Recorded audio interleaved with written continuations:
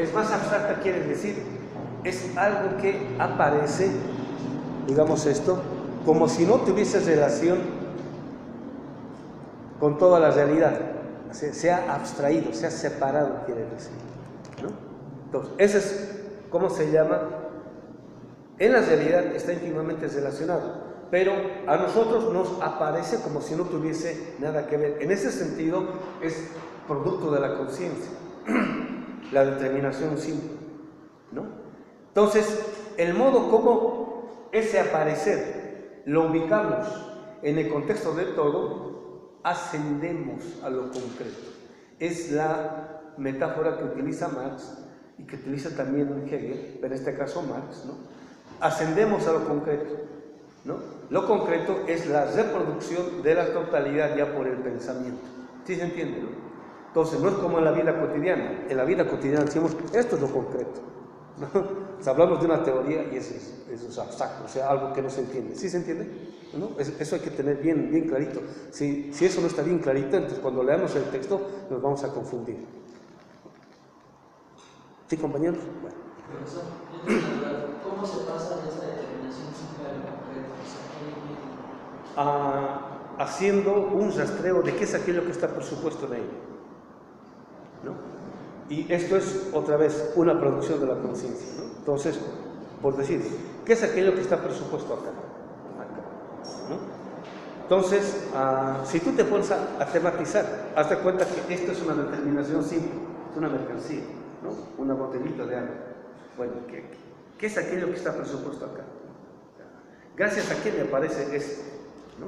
O sea, que por un lado, digamos, ¿no? Esto está aquí porque tenemos una necesidad, ¿no? Hay que ir hidratando la garganta, porque vamos hablando y se va secando y a su vez tenemos sed. Bueno, primero. Segundo, pero ¿por qué en este envase, por decir, ¿no? Entonces, hay una relación de producción ahí, hay una empresa, ¿no? Y gracias a qué, ¿no? Gracias a que hay una relación, hay unos trabajadores, y así sucesivamente, así. Vas buscando qué es aquello que está presupuesto, y al final encontramos, ¿no?, que lo que está presupuesto en el aparecer de esta determinación simple es el modo de producción capitalista, o en última instancia la modernidad. Entonces, eso es lo que hace Marx, desde el capítulo 1 del Capital, el tratamiento de la mercancía, hasta la circulación, hasta el mercado mundial en el capítulo 3. Va mostrando poco a poquito cómo está contenido lo uno en lo otro y así sucesivamente. Entonces, ese es el modo de proceder de la ciencia. Ahora, ¿por qué abandona esto Marx? Entonces, esa pregunta la vamos a mantener, ¿no? En parte es el modo como ha empezado la economía política de su tiempo. Dice, está de moda en todos los grandes tratados de economía empezar por la producción. O sea, es un concepto en general, ¿no? Y de ahí descender a determinaciones simples. Y a la determinación simple que llega el capitalismo es a la del dinero, ¿no? Entonces dice, bueno, vamos a empezar por el dinero, pues, ¿no? Pero no el dinero en abstracto. Ahí inmediatamente empieza la crítica con los trudonianos. ¿Por qué? Porque ellos piensan que el problema de pasar del capitalismo al socialismo es el problema del dinero. Y Marx se va a matar de risa de eso, porque en la miseria de la filosofía ya ha mostrado más o menos el problema, ¿no? No es el dinero, ¿no?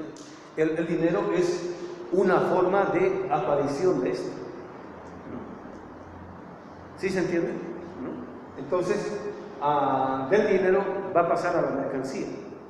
Y por primera vez pasa, bueno, aquí supuestamente está, yo digo supuestamente, ¿no? Entonces, mi pregunta es la siguiente, ¿no? Marx, en la introducción, empieza con la tematización de la producción y está muy bien tratado. No está tratando al modo como trata la economía política clásica, ¿no? Y después de eso dice, bueno, vamos a abandonar esto porque no tiene sentido que nos adelantemos a los resultados. Eso es el problema del método. Entonces, deja en suspensión el texto como un mes o un poquito más y entonces empieza por el tratamiento del dinero. Ahora, ¿por qué empieza por el tratamiento del dinero? ¿No? Algunos dicen que empieza Marx por el tratamiento del dinero porque él tenía problemas del dinero. porque su papá le había dicho desde joven, ¿no? Desde que le escribe una carta, le dice, señor, su papá le decía a su hijo, señor Marx, ¿no? El señor doctor, así, o sea, un poquito irónico, ¿no? Porque su papá, tengan de cuenta, ¿no? Ustedes necesitan para vivir como estudiantes, vamos a suponer que sus papás están en el norte, ¿no? Ya sea en el norte de México o en el norte de Estados Unidos, ¿no? Entonces, les mandan dinero para que estudien. Entonces, ustedes necesitan, para poder vivir, vamos a suponer, 5,000 pesos al mes, nada más, ¿no? Entonces, al año les envía 50,000 pesos. Entonces, el papá le envía 50,000 pesos, ¿no? Para que viva el año. Pero Marx se lo gasta eso en 2 o 3 meses. Entonces, le dice, ¿no? Usted no es noble, ¿no? O sea, usted es el hijo de un funcionario y usted tiene la vida, está dando la vida de noble, dice que está a favor del pobre. ¿Cuál pobre? Así su papá le escribe la carta. Entonces, Marx siempre tuvo problemas de dinero, en el sentido de que no sabía administrar bien el dinero. Entonces dice, por eso empezó por el problema del dinero. Sería subjetivista, por decir, ¿no?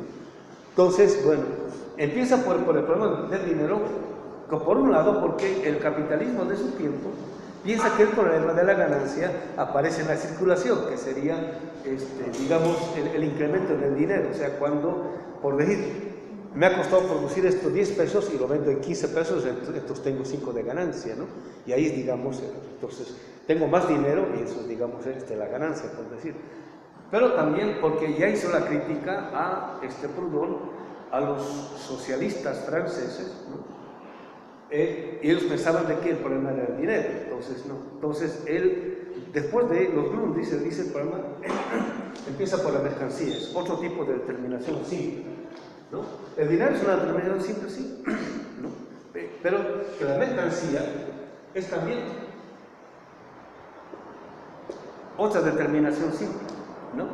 Ahora, ¿por qué empieza por la mercancía y no por el dinero?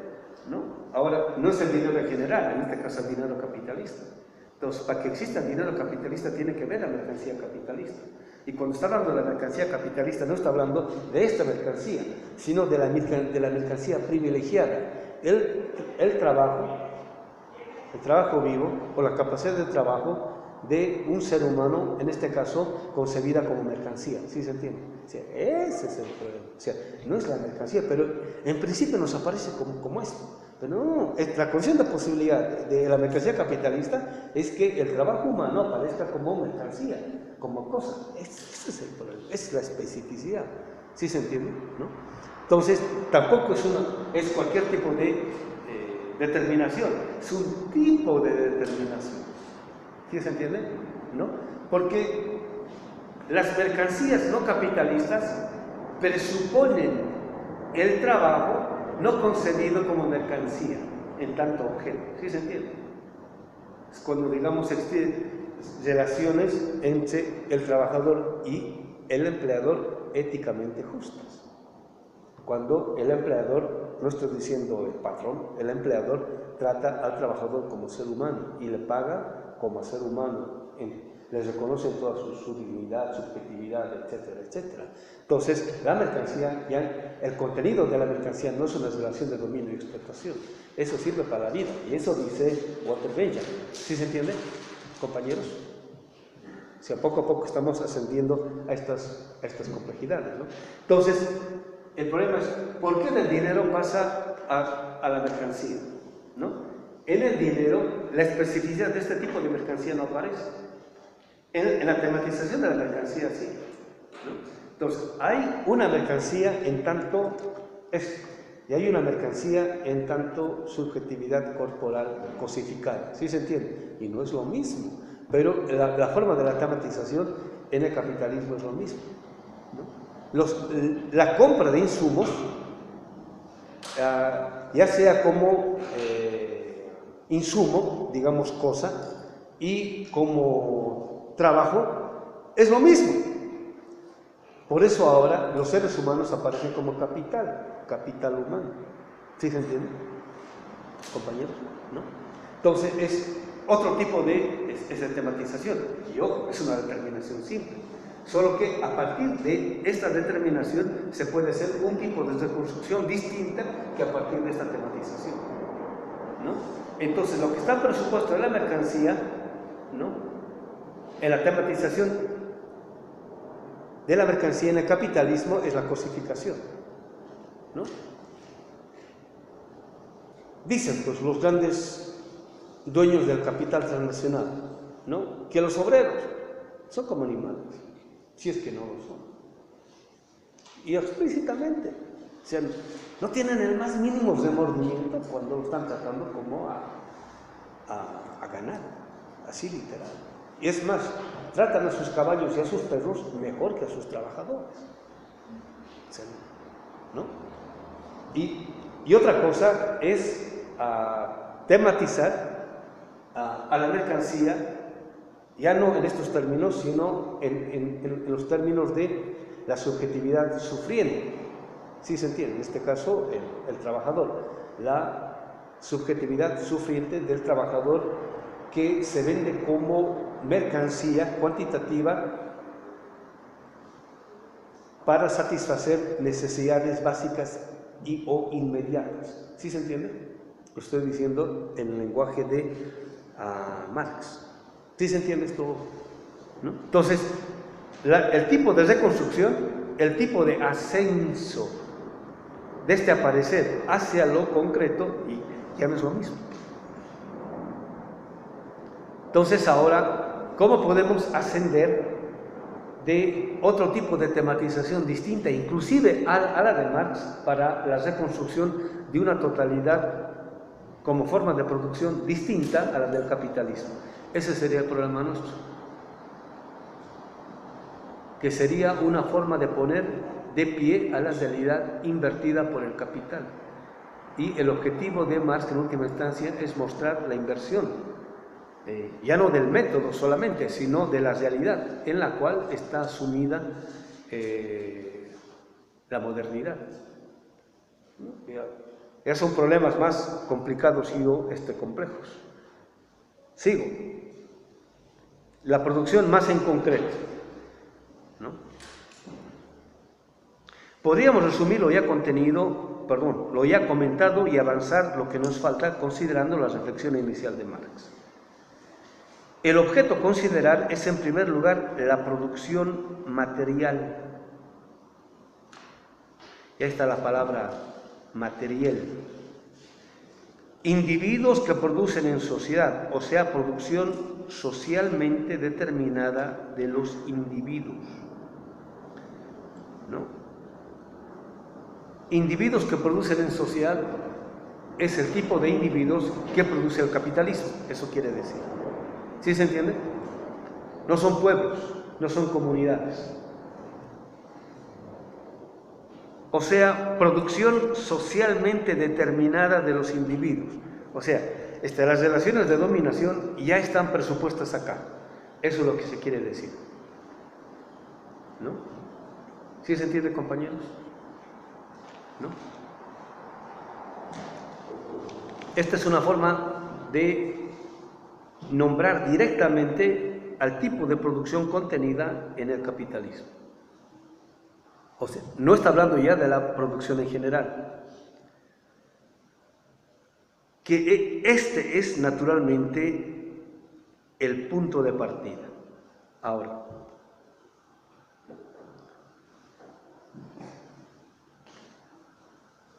este es el punto de partida del cual está hablando, ¿no? Entonces, este tipo de punto de partida, que es el punto de partida de la economía política clásica, ¿no? Ella naturalmente parte de esto, ¿no? Y lo que está este tipo de producción presupone inmediatamente a la sociedad, ¿no? ¿Y qué es la sociedad? Es este tipo de relación, ¿no?, de individuos determinados socialmente,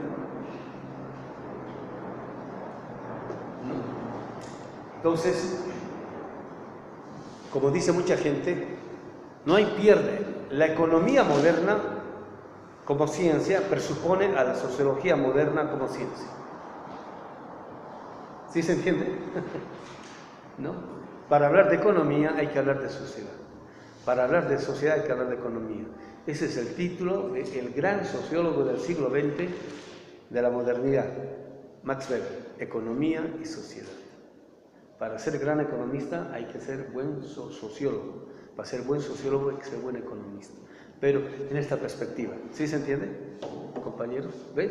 No es casual el título del libro, Economía y Sociedad, ¿no? Esa producción presupone, este tipo de producción presupone a la sociedad. Entonces, si hablamos de otra forma de producción,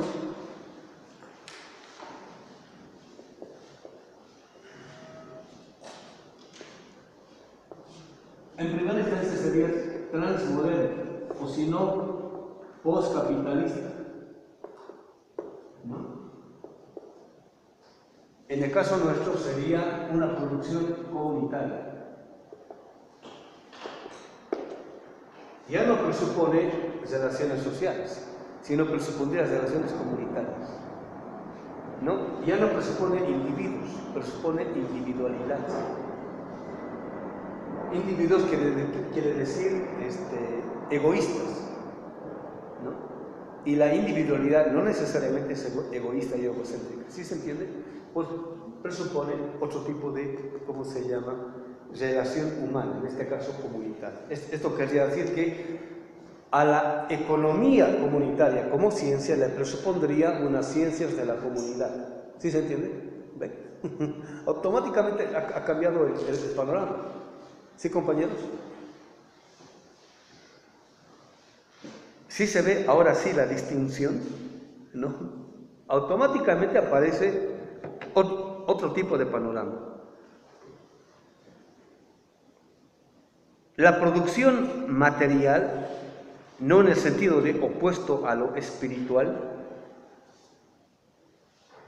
sino principalmente en cuanto constituye a la naturaleza como materia de trabajo y contenido de satisfacción, que es lo que está presupuesto en la palabra material como contenido, ¿no? Pues es contenido de satisfacción. Después de ser considerada en sí, debe considerársela con respecto a otras determinaciones: el consumo, la distribución y el intercambio, ¿no? La primera relación que aparece con la producción es el consumo, y habíamos visto, ¿no es cierto? Es lo que dice ahí. Lo primero, ¿no?, que tiene que tematizar toda forma de producción es su consumo, ¿no? Y cuando aparece esa tematización, lo primero que aparece, no es la producción de mercancías, sino quiénes van a consumir esas mercancías. Y los productores ideales de esas mercancías son los individuos egoístas que producen como liberados de la comunidad. ¿Sí se acuerdan, no? Esa analogía que hacíamos, porque no les queda de otra, ¿no? Están liberados de la comunidad en el sentido de que ya no dependen en absoluto de la comunidad para reproducir su vida. Como están liberados, no tienen nada ni a nadie, entonces están obligados a consumir las mercancías capitalistas. Entonces, ese es el consumidor por excelencia, está obligado, o sea, no hay de otra. Ese es el consumidor por excelencia de la mercancía capitalista. Entonces, por eso la primera problematización que aparece a la producción es el consumo. Y el modo de satisfacción del consumo tiene que ver directamente con la distribución y el intercambio, ¿no? Es un nivel más concreto y sin embargo sigue siendo todavía abstracto porque todavía no se han trabajado las determinaciones. Entonces ahí hay un esquemita, ¿no? La producción en cuanto a distribución, la producción en cuanto a intercambio y la producción en tanto consumo. Y ahí se puede describir otro tipo de circularidad también, ¿no? Si hay producción, tiene que haber distribución, intercambio y consumo. Pero la producción me remite inmediatamente al consumo, ¿no? Y en la relación producción-consumo, lo primero que aparece es la distribución y el intercambio, ¿no? En el intercambio, por ejemplo, está muy bien, bueno, ahí se da una circularidad, está muy bien tematizado esto de, bueno, en la relación de producción o esta producción-consumo. Toda producción presupone un consumo, ¿no? Pero dice Marx, y también va a decir Dussel, toda producción es ya un tipo de consumo, y todo consumo es ya una forma de producción, ¿no? Y el ejemplito que pone es bien sencillo. Cuando yo estoy produciendo, estoy consumiendo energía, ¿no? Sí. Y cuando estoy consumiendo, me estoy reproduciendo como fuerza de trabajo, por decir, ¿no? Esa es la relacionalidad dialéctica, ¿no? Siempre, digamos, lo positivo presupone su negatividad, la negatividad presupone su positividad. Y la forma de reconstruir una totalidad concreta es justamente eso, es decir, viendo qué es aquello que está presupuesto, ¿no? Digamos, en lo que dice Marx, qué es lo que no está dicho, y en lo que no dice Marx, qué es lo que está afirmado, ¿sí se entiende? Lo mismo exactamente respecto a lo que dice Popper y compañías, ¿no? En toda la condena que están haciendo del socialismo, qué es aquello que está silenciado, por decir, ocultado o negado, ¿no? Es la afirmación del capitalismo, por ejemplo, ¿no? Es saber leer eso, es parte de la racionalidad dialéctica, ¿no? En Weber igual, eso es bien claro, ¿no? Entonces, parte de la tematización de los juicios de hecho y de los juicios de valor para terminar afirmando al capitalismo como la única forma posible de relación con sentido, a partir de la cual se puede producir, digamos, civilización, cultura, riqueza, conocimiento, desarrollo, etcétera, etcétera, ¿no? Estoy saltando porque yo quiero pasar aquí a lo que dice Marx. Página 40. Producción, distribución, intercambio y consumo forman así un silogismo. Siempre se implican, se mutúan, ¿no? No se puede separar. Si lo separo, entonces la reflexión deviene incompleta, insulsa, falsa, etcétera, etcétera. La producción es el término universal, Allgemeinheit, sería universalidad. La distribución y el intercambio son el término particular, Besonderheit, o de la particularidad, ¿sí? Es el modo como en concreto llega. Y el consumo es el término singular en el cual el todo se completa. Y entonces se da la circularidad. Entonces, ahí hay una relacionalidad dialéctica intrínseca que hay que saber mostrarla a cada momento para hacer una reconstrucción con sentido. Ahora dice Dussel, es sabido el significado para Hegel de la universalidad, particularidad y singularidad. Entonces, lo que está dicho en Hegel en sentido general y abstracto, en sentido específico lo está diciendo Marx, ¿no? La producción, relación abstracta, primera, persona-naturaleza, está regida por las leyes universales de la naturaleza. La distribución es ya producto más concreto de la contingencia social. El intercambio, movimiento formalmente social, es la mediación entre la producción y la distribución y el consumo. El consumo se sitúa fuera de la economía.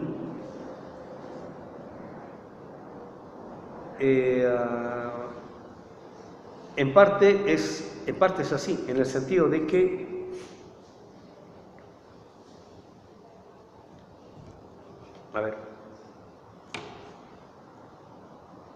hay dos momentos del consumo, ¿no? Por decir, el momento en el cual yo compro esto, ¿no? Voy al mercado y compro esto, estoy consumiendo, ¿no? Estoy realizando al capital. en el siguiente sentido.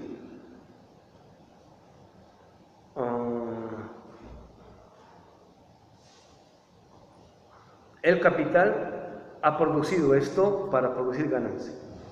Entonces, cuando yo compro esto, estoy realizando el capital, ¿no? En el sentido de que no solamente estoy reponiendo el capital invertido, sino que estoy otorgándole su ganancia, ¿no? En ese sentido, para el capital se ha realizado el consumo.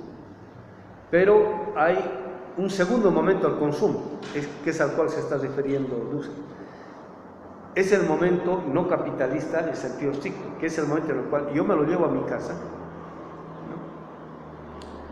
Y lo subjetivo, o sea, me lo bebo, o lo comparto con la familia y nos lo bebemos. O sea, estamos fuera, digamos, del mercado y estamos en el ámbito de la subjetividad. Yo del goce, estamos partidos de que vamos a suponer una rosca de Navidad, ¿no? En el momento en el cual estoy comprando, al capitalista lo único que le interesa es que yo compre. Si lo como o no lo como, le importa un poroto, ¿no? O si lo doy, digamos, a los puercos o hago una fiesta en mi casa, eso le importa un poroto al capitalista. Lo que le interesa es que yo lo compre. Entonces, lo he comprado y ahí, digamos, ha terminado la relación económica. Pero cuando voy a la casa y se ha reunido la familia, ¿no? Y he traído la rosca de Navidad, ¿no? Es la realización del consumo, en tanto subjetivación de la producción. ¿Sí se entiende? ¿No? Entonces, ese es el momento al cual se está refiriendo acá Dussel. El consumo se sitúa fuera de la economía. ¿Sí se entiende? O sea, hay un momento del consumo que está dentro de la economía, pero la realización del consumo es fuera de la economía. Y ya no es un problema económico en sentido estricto. ¿Sí se entiende? Y el capital, como relación humana, se reproduce gracias a este segundo momento. El capital como relación económica se reproduce gracias al primer momento. ¿Sí se entiende? Y a nosotros lo que nos interesa más no es la reproducción del capital en cuanto momento económico, sino la reproducción del capital en cuanto momento humano existencial. ¿Sí se entiende? Eso es lo que nos interesa a nosotros. Porque si tematizamos en el plano económico solamente el momento de la reproducción económica y cuestionamos eso, el segundo momento queda velado, oculto, negado. Seguimos atrapados al interior del fetichismo, como el marxismo del siglo XX, ¿no? Y haciéndole la crítica al momento económico, dejamos intacta la estructura última, gracias a la cual se sigue desarrollando la modernidad. ¿Sí se entiende, compañeros? ¿No? Y por eso entonces, cada vez, en la medida en que se siguen difundiendo, expandiendo relaciones capitalistas, la modernidad se sigue reproduciendo a escalas geométricas, reproduciéndose el capital a escala aritmética. ¿Sí se entiende? ¿No? Entonces, al final nosotros somos los defensores del capital y estando en contra del capital, digamos, porque lo estamos reproduciendo a espaldas inclusive del propio capital. ¿Sí se entiende, compañeros? ¿O estamos ya en momentos bien abstractos?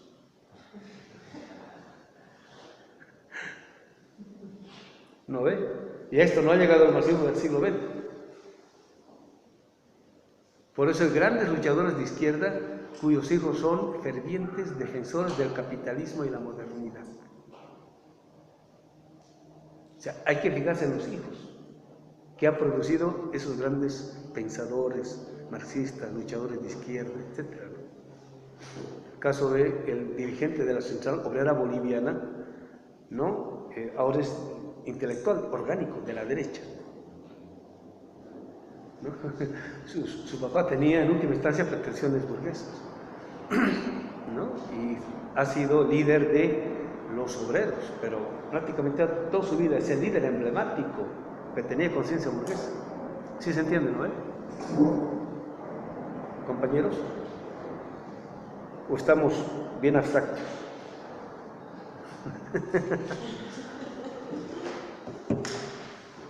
Producción-consumo. La cuestión no es una combinación dialéctica de los conceptos, como para Proudhon, ¿no? Entonces, hablar de combinación dialéctica de los conceptos es una forma de ponerse en relación sujeto-objeto, ¿no? Entonces, agarro los conceptos, los pongo delante mío como objetos, yo estoy fuera de ese tipo de relación y los relaciono, digamos, ¿cuál es su contrario? Por decir, es relación sujeto-objeto, como si yo no fuese parte del problema. Yo soy parte del problema. ¿Sí se entiende? Entonces, parte de la relacionalidad dialéctica es saber ubicarme al interior del problema como parte del problema. Si me sitúo fuera del problema, estoy en relación sujeto-objeto. Y eso es pertinente a la relación económica, por decir, en este caso capitalista. ¿Sí se entiende, compañeros? La cuestión no es una combinación dialéctica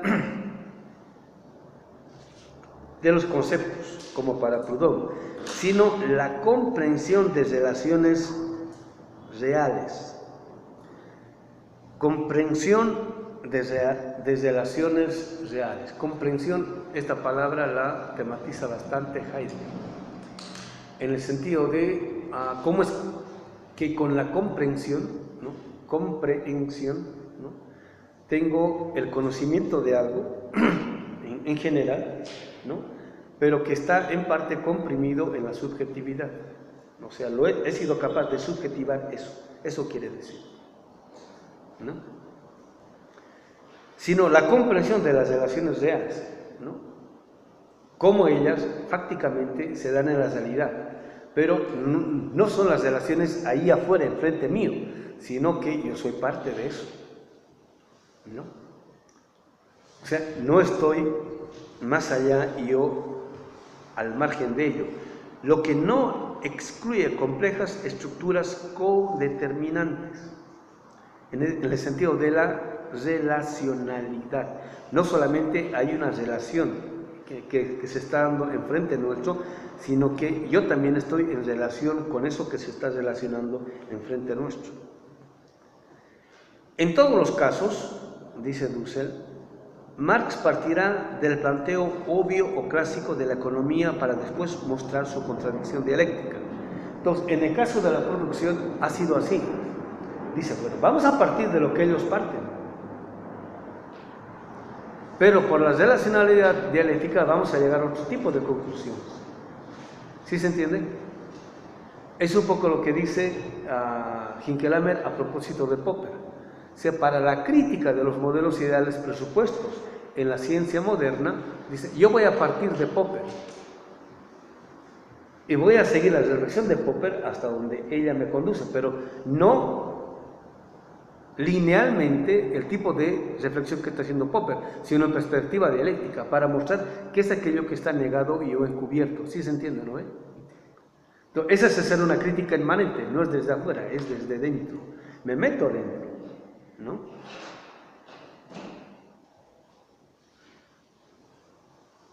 Entonces, es el planteo obvio o clásico de la economía para después mostrar su contradicción dialéctica, buscando la anterioridad. O sea, la anterioridad es lo que está presupuesto, ¿no? Para que aparezca esto, ¿qué es aquello que está presupuesto? O sea, ¿qué es lo que antes se ha dado? Entonces, este es el problema de la reflexión metodológica dialéctica. Es un poco lo que les decía a un alumno el otro día, ¿no? El problema no es que uno entienda o no la teoría del dinero de Marx, ¿no? Entendiendo muy bien el modo como Marx problematiza el problema del dinero, esa forma de problematización yo la puedo llevar a cualquier otro problema y me funciona muy bien. Es lo que estamos haciendo. Y por eso decía, ¿no? El problema no es que ustedes sean marxistas en el sentido de que estén estudiando a Marx y muestren cómo Marx. El problema es cómo a partir de eso ustedes pueden hacer investigaciones similares en otros campos y con otro tipo de pensadores y autores, ¿no? ¿Sí se entiende? Es un poco lo que hace Hinkelhammer, bueno, en el libro que estoy editando ahora a propósito de Freud, ¿no? ¿Por qué a Freud le interesan los sueños? La interpretación de los sueños. ¿Por qué? No es porque haya tenido pesadillas por decir, ay, ¿no? Así, no es un problema individual, es un problema cultural. Por cultura, al interior del pueblo judío, ¿no? Hay ¿cómo se llama? La costumbre de contarse los sueños. Porque en la religiosidad judía uno puede saber si le va a ir bien o mal dependiendo del tipo de sueños que ha tenido. Y hay gente que sabe interpretar muy bien los sueños. Vamos a suponer que el compañero sabe interpretar muy bien los sueños. Entonces tengo un sueño, entonces voy y le cuento y él me lo interpreta. Y de acuerdo a eso yo sé cómo me va a ir en la vida. Bien o mal en los negocios, en la relación de pareja, en la universidad, etcétera, etcétera.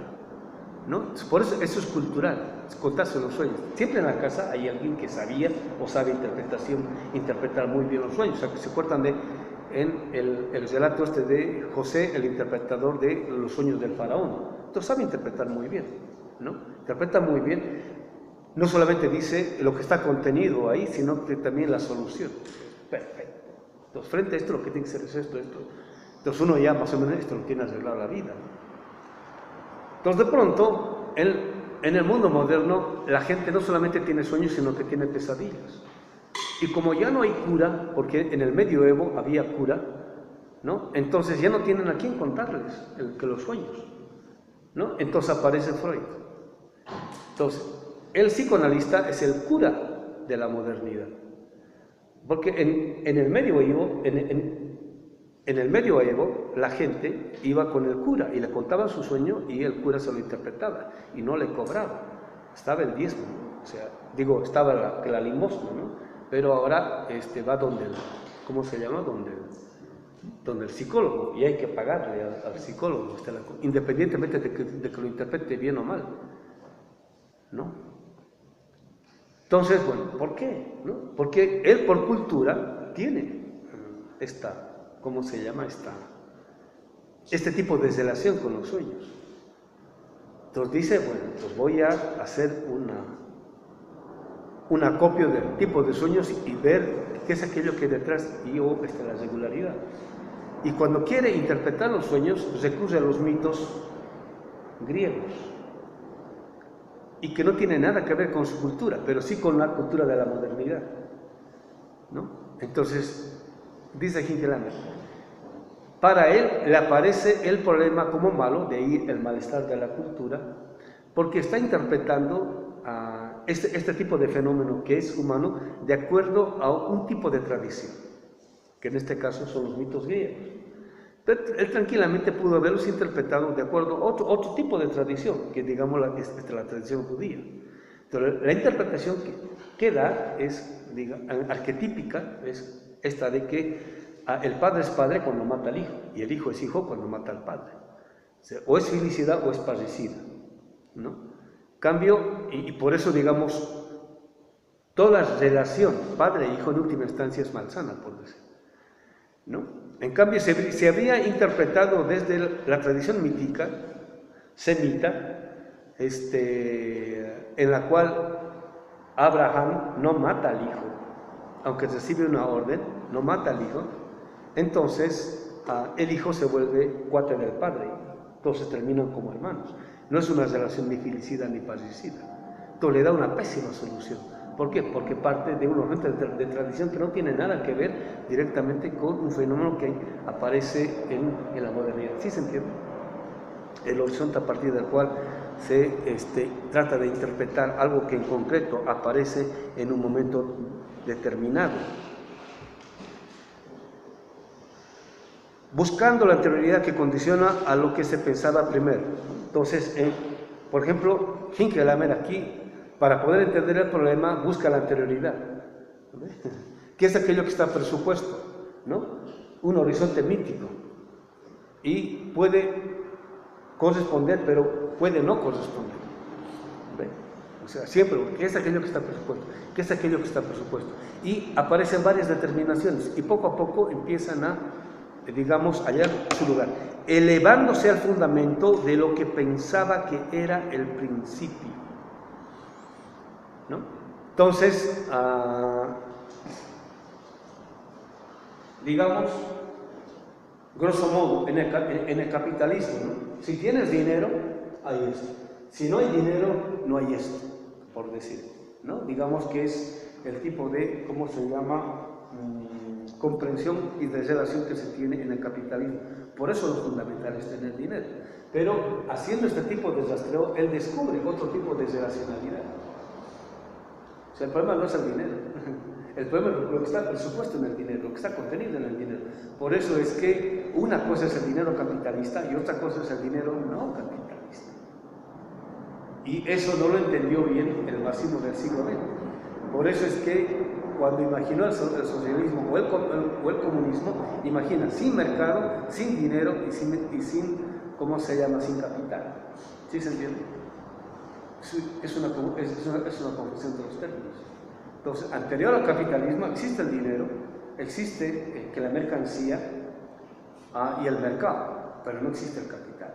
El capital es la especificidad del capitalismo, ¿sí se entiende? ¿No? Entonces, hay que,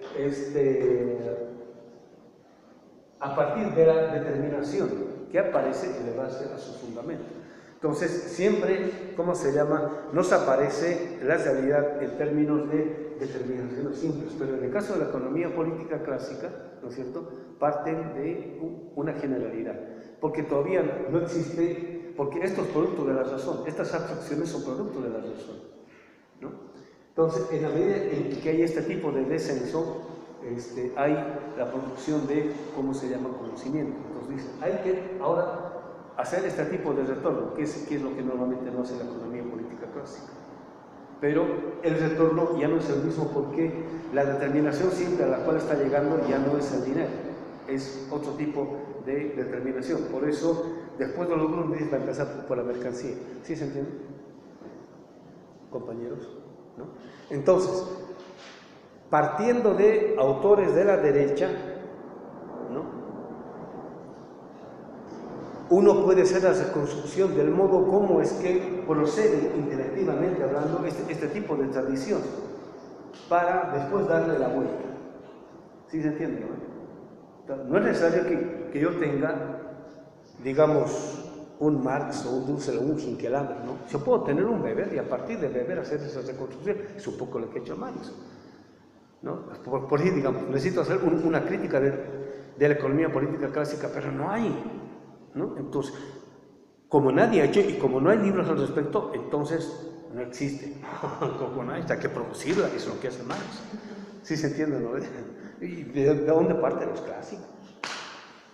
Entonces también tenemos que partir igual de los clásicos, Popper y Consort y compañía. Y a partir de eso hacer la reconstrucción y hacer otro tipo de ascenso, ¿no? Entonces, agarrando Ratzinger, ¿no?, yo puedo hacer exactamente el sentido contrario, ¿no? Agarrando Popper, agarrando Friedman, ¿no? ¿Sí se entiende, no? Y es lo que está haciendo, ¿cómo se llama? Marx. Y aquí tenemos ya camino más o menos abierto, el de Dussel y el de Hinkelhammer, y ahora que estamos intentando hacer nosotros, ¿no? En la página 41, la última cita que está haciendo Dussel, dice, el consumo produce la producción de dos maneras. O sea, produce la producción, ¿no?, el consumo. En cuanto el producto se hace realmente producto solo en el consumo, ¿no? De lo contrario es mero producto, porque el capital puede producir 1 millón de esto y estar ahí en stock, ¿no? Un vestido, bueno, estamos poniendo esto, ¿no?, se convierte realmente en vestido en el acto de llevarlo puesto, que sería el segundo momento del consumo que estamos haciendo, porque hay mujeres que van al mercado y compran 100 vestidos. De esos 100 vestidos se pondrán 5 o 10, digamos, ¿no? 20, digamos. Y el resto está ahí, ¿no? Pero, digamos, ¿dónde se realiza eso? En el acto de... Es como esto, ¿no? Yo puedo llevarlo a mi casa. Vamos a suponer que es el agua conmemorativa de el Atlas o las águilas, ¿no? Y me lo pongo como trofeo, ¿no? No, pero el momento de la realización de esto es cuando me lo tomo, cuando me lo bebo. ¿Sí se entiende? ¿No? Que es el segundo momento. 2. En cuanto al consumo crea la necesidad de una nueva producción. ¿no? O sea, yo puedo haber tomado una vez Coca-Cola y decir, qué asco, nunca más voy a tomar esto.